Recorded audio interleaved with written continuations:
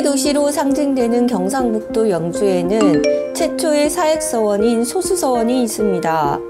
조선 건국 후 수능도호부의 지휘였던 이 도시는 세조 때 한 사건으로 영모의 고을로 낙인 찍혀 오랜 기간 동안 핍박받았던 곳이었습니다.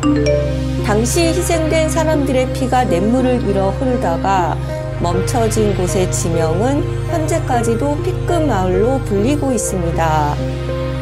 소수서원 탐방과 함께 영모의 고을로 핍박받았던 수능의 역사를 함께 알아보겠습니다. 매표소부터 시작되는 산책길을 걷다 보면 사찰에서나 만날 수 있는 단간지주를 만납니다. 소수서원은 숙수사라는 사찰터에 지어졌습니다. 숙수사는 고려시대 몽골의 침입으로 폐허가 되었다고 알려져 있습니다. 1953년 소수서원 근처에 학교를 짓기 위해 공사를 하다가 여러 점의 불상이 발굴되었는데 주로 6세기에서 8세기 통일신라 시대에 제작된 것이었습니다. 고려시대 몽골의 침입에 서둘러 불상을 땅에 묻고 피난을 갔을 거라고 추측하고 있습니다. 그럼에도 불구하고 조선시대 강군이 일부러 불을 질러 폐허가 되었다는 이야기가 이 지역 사람들에게 설득력이 있는 것은 세조 3년 실패로 돌아간 단종 복위운동 사건과 관련되어 있기 때문입니다.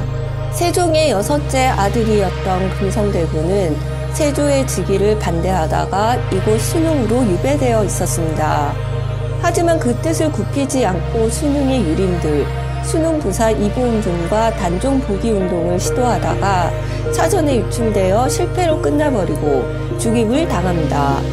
금성대군뿐만 아니라 이 지역의 많은 유생들과 백성들이 처참한 죽임을 당했습니다.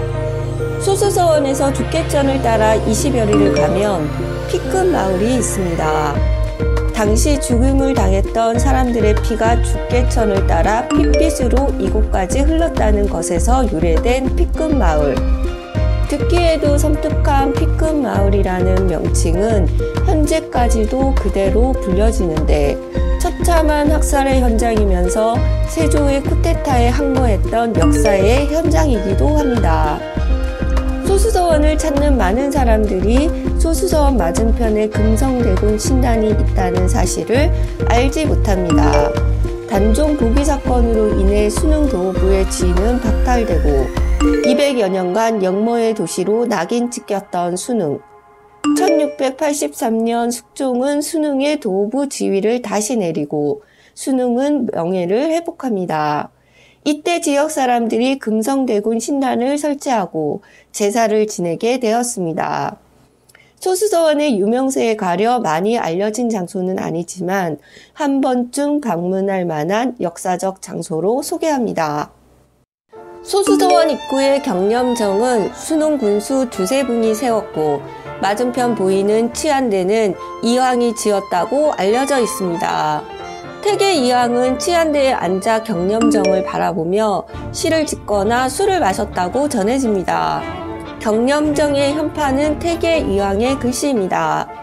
경념정에서 치안대를 바라보거나 치안대에서 경념정을 바라볼 때 그 풍광을 더해주는 역할은 바로 죽계천입니다.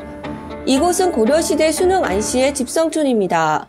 이곳이 고향인 안축이 죽계별곡을 지었고 이후 태계 이황이 죽계천 유역에 9개의 경치 좋은 것을 죽계구곡이라고 불렀습니다. 바위에 백운동이라는 글씨는 태계 이황이, 그 아래 붉은색으로 새겨진 경이라는 한자는 두세붕이 쓴 것이라고 전해집니다.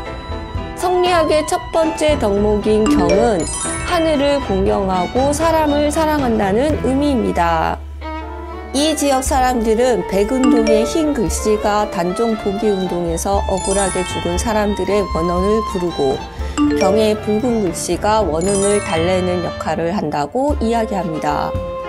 영모의 땅이라는 오명을 안고 살았던 고을의 군수로 부임한 두세봉과 이황이 비공식적으로 이곳에서 죽은 사람들의 원혼을 불러 달래기 위해 바위에 글씨를 새겼다고 전해오는데 두 사람이 실제 그런 마음이었는지는 확인할 길이 없지만 수능 사람들은 그렇게 믿으며 자신의 억울한 마음을 위로하지 않았을까 추측해 봅니다.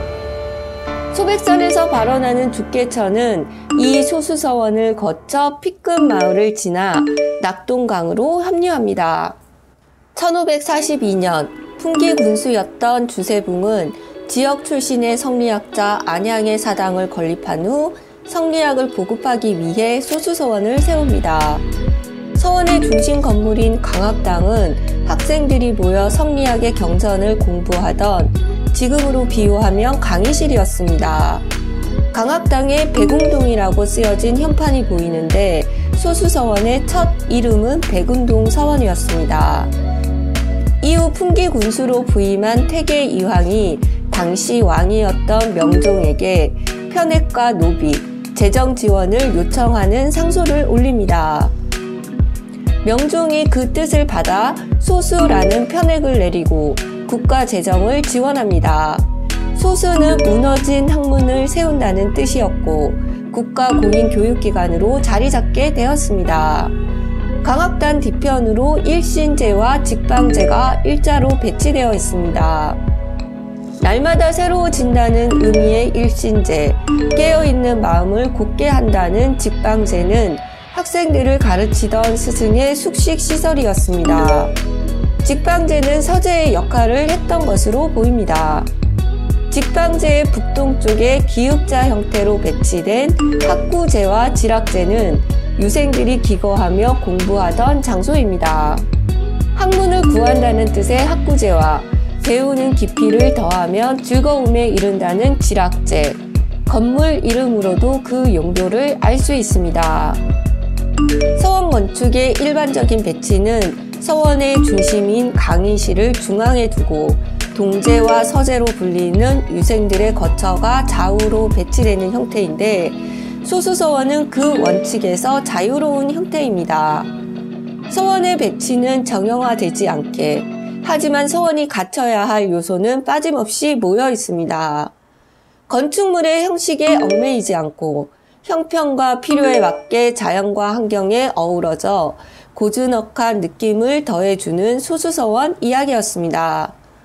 많은 사람들이 산책하기 좋은 길로 소개된 소백산 자락길에 태계 이황이 픽한 9개의 풍경, 죽개구곡이 있습니다. 이 풍경 이야기는 다음 시간에 전해드립니다. 재밌게 시청하셨다면 구독과 좋아요를 눌러주세요. 그럼 다음 시간에 다시 만나요.